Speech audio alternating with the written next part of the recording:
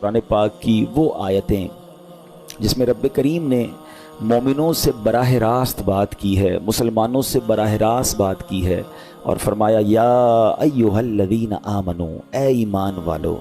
वो हमने इंशाल्लाह सीरीज़ को लेके चलना है और हमने उस बयान का या उस टॉपिक का नाम रखा है कुरान की बातें। तो पहली आयत हम कवर कर चुके थे जिसमें नबी पाक अलैहिस्सलाम की शान बड़े शानदार अंदाज में, सूरह बकरा की वो आयत थी जिसमें हमें ये बताया गया था कि ए ईमान वालों, प्यारे आका से बात कैसे करनी है, उनको राइना नहीं कहना, उनको उन्जुरना कहना है। आज जो हमने आयत पढ़नी है कुरान पाक की, जिस आयत को समझना है, ये भी कुरान पाक की सूरह बकरा की आयत है, पारा नंबर 2 है और आयत नंबर 153 है। ब्यूटीफुल आयत and so many good lessons from that आयत। अब वो आयत कौन सी है? बिस्मिल्लाहिर्रहमानिर्रहीम, या अय्युहल्लज़ीना आमनु इस्तईनु बिस्सब्रि वस्सलाह इन्नल्लाहा मअस्साबिरीन। तर्जमा इसका क्या है? ए ईमान वालो, सब्र और नमाज से मदद मांगो, बेशक अल्लाह साबिरों के साथ है। अब यहाँ बहुत खूबसूरत बातें हमें सीखनी हैं कि सब्र और नमाज से मदद मांगो। कुरान हमें रास्ता बता रहा है कि आपको हेल्प चाहिए तो सब्र और नमाज के ज़रिए आपने हेल्प लेनी है। अब इसका मतलब ये हुआ कि इबादात की अदायगी, गुनाहों से रुकने और नफसानी ख्वाहिशात पूरा ना करने पर सब्र किया जाए। और नमाज चूँकि तमाम इबादात की असल है, अहले ईमान की मेराज है, अल्लाह और बंदे के दरमियान एक ब्यूटीफुल कॉन्टेक्ट है, तो इसलिए इससे भी मदद तलब करने का हुक्म दिया गया है। ये भी याद रहे कि बदन पर बातनी आमाल में सबसे सख्त सब्र है और ज़ाहिरी आमाल में सबसे मुश्किल नमाज है। ये बड़ी अहम बात है। कुछ आमाल वो हैं जिनका ताल्लुक दिल से होता है, इंसाइट होता है। इंसाइट आमाल में सबसे मुश्किल काम क्या है? सब्र करना। और ज़ाहिरी इबादतों में, जिस्मानी इबादतों में सबसे मुश्किल काम क्या है? नमाज पढ़ना। तो ये दो अहम काम दिए गए कि सब्र और नमाज से मदद चाहो। अच्छा, अब हम देखते हैं कि सब्र और नमाज से मदद मिलती कैसे है और सरकार दो आलम सल्लल्लाहु अलैहि वसल्लम का इसमें क्या मामूल था, अब ज़रा सुनिएगा। अब नबी पाक अलैहिस्सलाम का यही मामूल था। हज़रत हुज़ैफ़ा रज़ियल्लाहु तआला अन्हु फरमाते हैं, नबी करीम अलैहिस्सलाम को जब कोई सख्त मुहिम पेश आती तो आप अलैहिस्सलाम नमाज में मशगूल हो जाते। जब मैं खुद इस आयत की कुछ दिनों पहले तैयारी कर रहा था तो बड़ा एक नया, कहते हैं ना, नया बाब आंखों के सामने खुला कि यकीनन जब हम प्रॉब्लम में आते हैं हम दुआ भी करते हैं, हम लोगों से भी कहते हैं, मगर क्या डायरेक्टली हम नमाज की तरफ जाते हैं? हालांकि कुरान ने हमें प्रॉब्लम्स का सॉल्यूशन क्या दिया है कि सब्र और नमाज से मदद चाहो। अब आगे चलें। हज़रत उमर फारूक का भी यही अमल था कि कोई मुश्किल दरपेश आती तो आप रज़ियल्लाहु तआला अन्हु को अगर कभी इस्लामी फ़ौजों के आने में ताख़ीर पता चलती, यानी आप चूँकि जंगों के लिए फ़ौजों को रवाना करते थे, बहुत शानदार स्ट्रेटेजिक प्लानर थे, तो अब फ़ौज गई और एक्सपेक्टेशन ये थी कि फ़लाँ टाइम को वापस आ जाएगी। उस ज़माने में टेलीफोन तो था नहीं, इंटरनेट तो था नहीं कि लोकेशन शेयर हो जाएगी या कॉल आ जाएगी कि सर हम यहाँ रुके हुए हैं। अब टाइम हो जाता और फ़ौज वापस ना आती ना, तो आप अब उसको क्या करते? क्या पता तो नहीं क्या हुआ, उनके साथ खैरियत से आ जाएं, तो आप नमाज में मशगूल हो जाते, नमाज के लिए खड़े हो जाते। अब क्या हमारे साथ कभी ऐसा होता है कि हमारा बच्चा कहीं गया है, उसकी खबर नहीं आ रही, या कोई चीज़ हमारी आनी है अभी तक पहुंची नहीं है, या कोई अच्छी न्यूज़ नहीं आ रही है, तो हम क्या उसके लिए नमाज की तरफ जाते हैं? ये नबी पाक का हमेशा मामूल रहा। हज़रत अब्दुल्लाह बिन मोहम्मद हनफिया रहमतुल्लाहि तआला अलैह फरमाते हैं कि मैं और मेरे वालिद एक अंसारी रिश्तेदार के पास इयादत करने गए।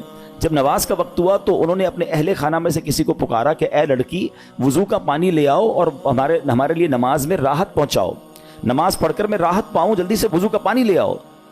तो कहते हमने उन अंसारी शख्सियत के अल्फाज पर बड़ा ताज्जुब किया कि नमाज से राहत कैसे मिलती है। तो उन्होंने कहा मैंने नबी पाक अलैहिस्सलाम को फरमाते सुना है, ए बिलाल खड़े हो और हमें नमाज के ज़रिए राहत पहुँचाओ।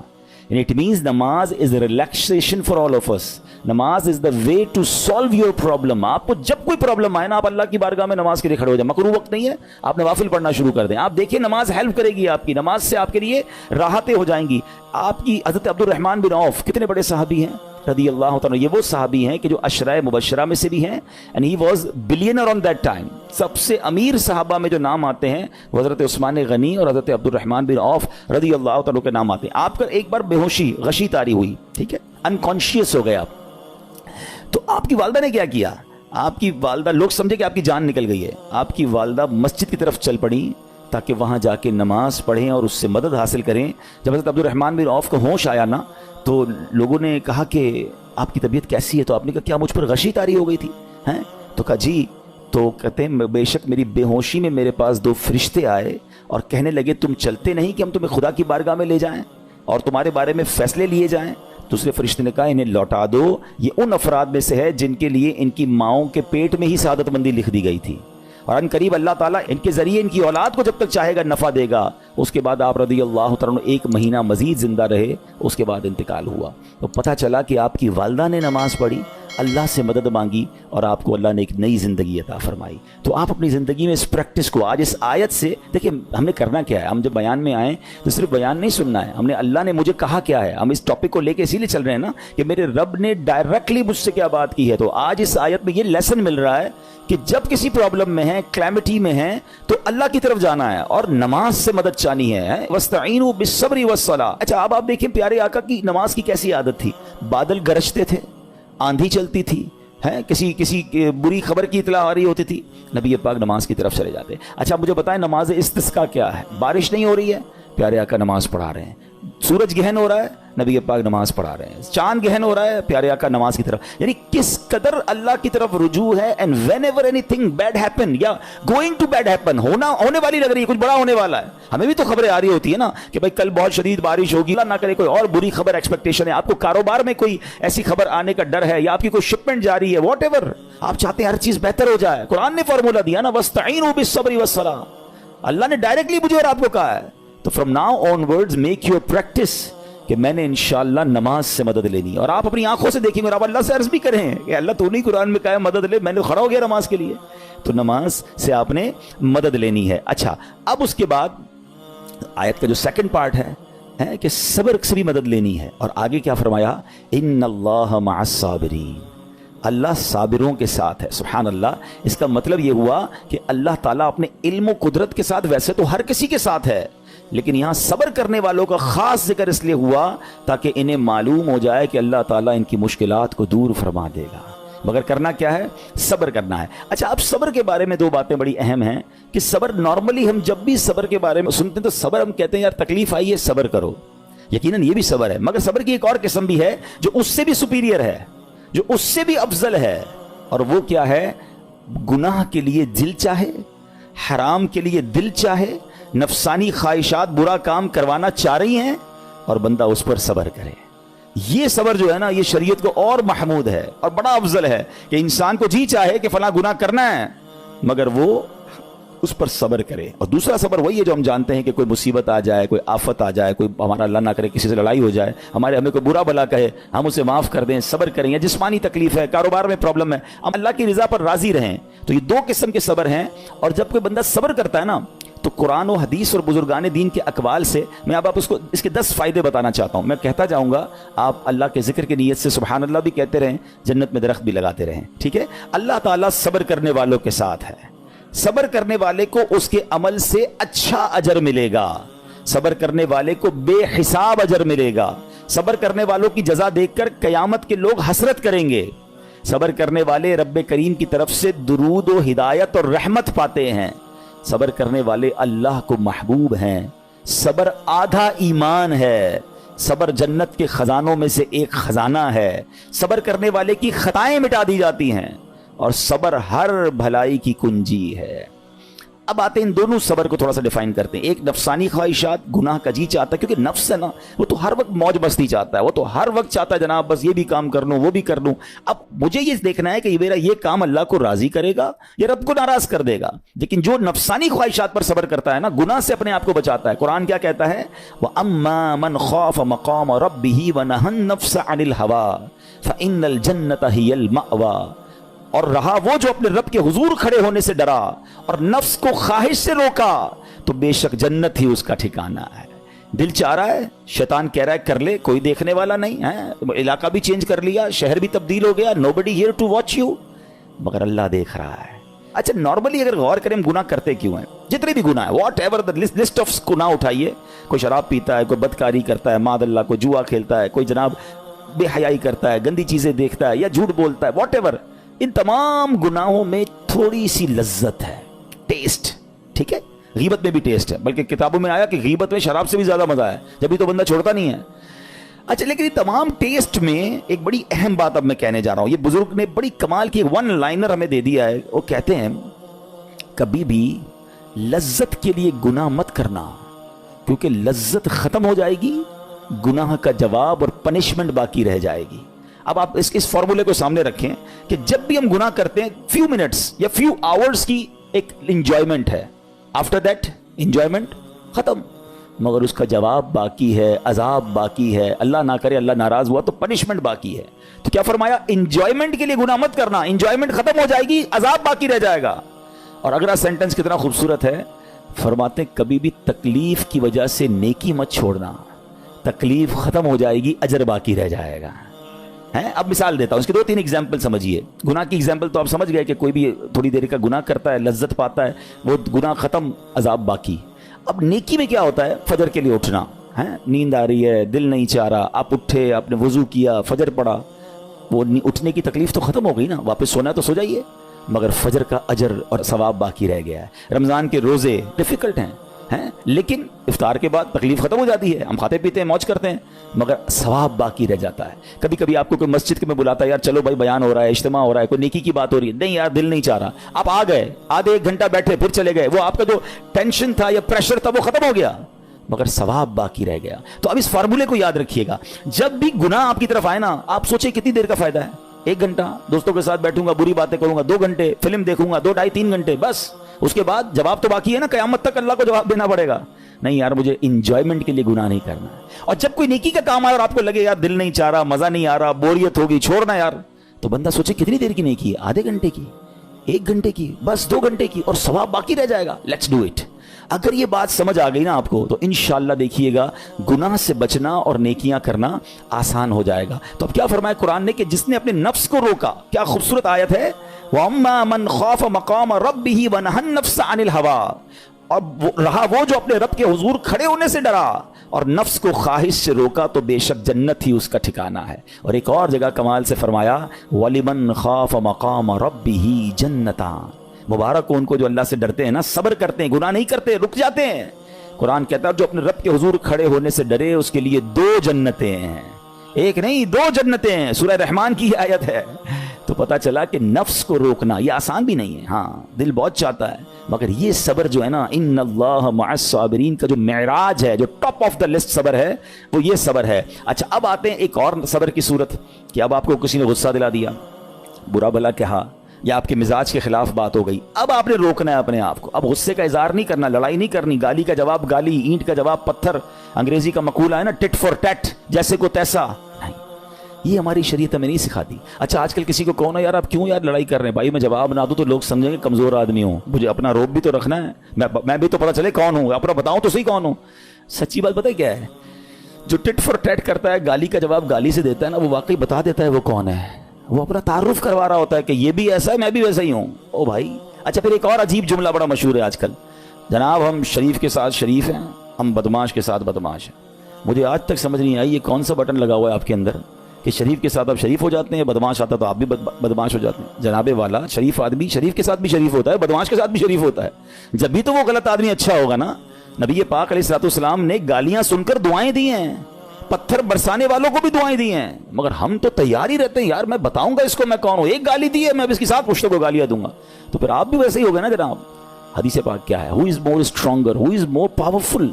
اللہ کے حبیب علیہ الصلوۃ والسلام فرماتے ہیں کہ بہادر وہ نہیں، یہ بخاری شریف کی حدیث ہے، بہادر وہ نہیں جو پہلوان اور دوسرے کو پچھاڑ دے، بلکہ بہادر وہ ہے جو غصے کے وقت اپنے آپ کو قابو میں رکھے۔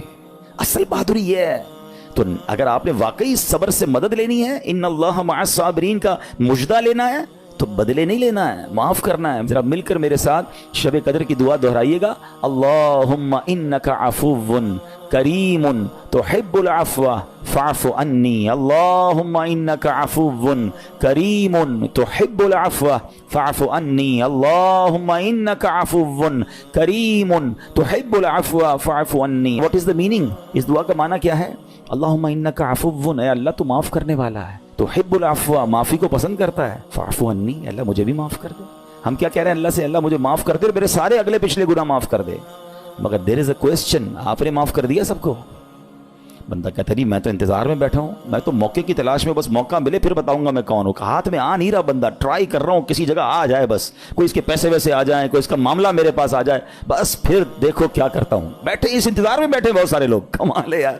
یعنی دشمنیاں پالی ہوئی ہیں, رشتہ داریاں کاٹی ہوئی ہیں, دوستوں کے پاس جا نہیں رہے ہیں, میاں بیوی میں لڑائی ہے, ایک سوری کے لیے بیوی گھر بیٹھی ہے, وہ کہتی شوہر سوری کہہ دے تو میں آ جاؤں گی, شوہر کہتا ہے بیوی معافی مانگ لے تو میں لے آؤں گا. ارے بھائی کوئی بھی آگے بڑھ کے معافی کر لو بھائی, اللہ سے معافیاں مانگ رہے ہو, بندوں کو معاف کرنے کے لیے کوئی تیار نہیں ہے.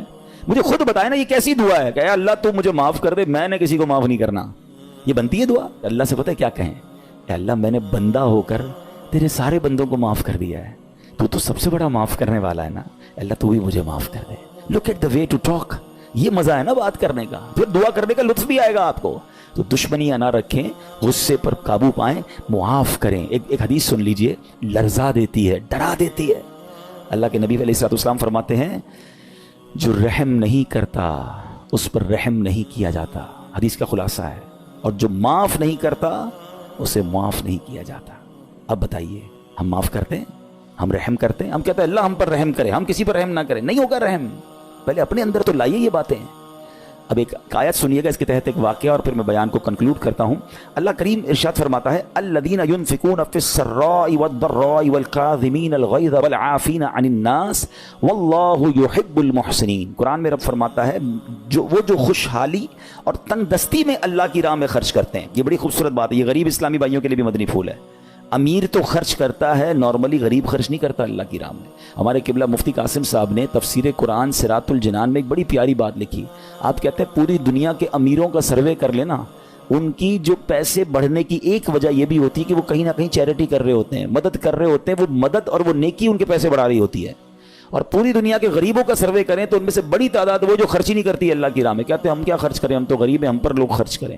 میں آپ کو فارمولہ دے رہا ہوں اور یہ قرآن سے دے رہا ہوں. جو تنگی میں بھی اللہ کی راہ میں خرچ کرتے ہیں, جو خوشحالی میں بھی خرچ کرتے ہیں. آپ تنگی میں آپ روپیہ خرچ کریں, یہ نہیں کہتے آپ 10,000 روپے خرچ کریں, جتنی آپ کی حیثیت. یہ کاروبار ہے, آپ 1 روپیہ دیں گے اور آئے گا, آپ 10 روپے دیں گے اور آپ کسی نہ کسی نیکی کے کام میں خرچ کرتے رہیں, آپ غربت سے باہر آ جائیں گے. If you want to take out yourself from that problem, آپ آئیں اللہ کی راہ میں خرچ کرنا شروع کریں. قرآن کہہ رہا ہے کہ جو تنگی اور خوشحالی میں اللہ کی راہ میں خرچ کرتے ہیں. اور اگلا پارٹ کتنا خوبصورت ہے, فرمایا والکاظمین الغیظ والعافین عن الناس, فرمایا اور غصہ پینے والے اور لوگوں سے درگزر کرنے والے. انعام کیا ہے, واللہ یحب المحسنین, اور اللہ نیک لوگوں سے محبت فرماتا ہے. اور پھر ہاں زندگی میں کلیمٹیز, پرابلم, بیماریاں, مشکلیں, قرآن خود کہتا ہے کہ من قریب تمہیں آزمائیں گے. کبھی بیماری آئے گی, کبھی بھوک آئے گی, کبھی مال کم ہو جائیں گے, کبھی ڈسٹربنس آئے گی, خوف آ جائے گا. تو بی ریڈی فار دیٹ, صبر کرنا ہے, کیونکہ اللہ نے فرمایا وبشر الصابرین, صبر کرنے والوں کے لیے خوشخبری ہے. تو اللہ کرے کہ یہ بات ہمیں سمجھ آ جائے اور ہم اس آیت پر عمل کرنے والے بن جائیں تو زندگی بڑی آسان ہو جائے گی. یہاں ایک میں عقیدے کی بات بھی کلیریفائی کر دوں. کچھ لوگوں کو بعض اوقات کنفیوژن ہوتی ہے یا لوگ کنفیوژن کریٹ کرتے ہیں. مجھے ایک بات بتائیے گا کہ اللہ کیا کہہ رہا ہے, وَاسْتَعِينُوا بِالصَّبْرِ وَالصَّلَاةِ, اے ایمان والو صبر سے اور نماز سے مدد چاہو. کیا صبر اور نماز خدا ہیں؟ بتائیے, نہیں ہے نا, اللہ تو نہیں ہے. ہم صبر اور نماز کی عبادت تو نہیں کرتے. تو جب قرآن کہہ رہا ہے کہ صبر اور نماز سے مدد مانگو, تو غیر اللہ سے مدد مانگنے کا درس تو ہمیں قرآن دے رہا ہے. تو اس کا مطلب یہ ہوا کہ اللہ کے سوا کسی چیز سے یا کسی شخصیت سے مدد لینے کا مقصد یہ نہیں ہوتا کہ ہم اس کی عبادت کر رہے ہیں.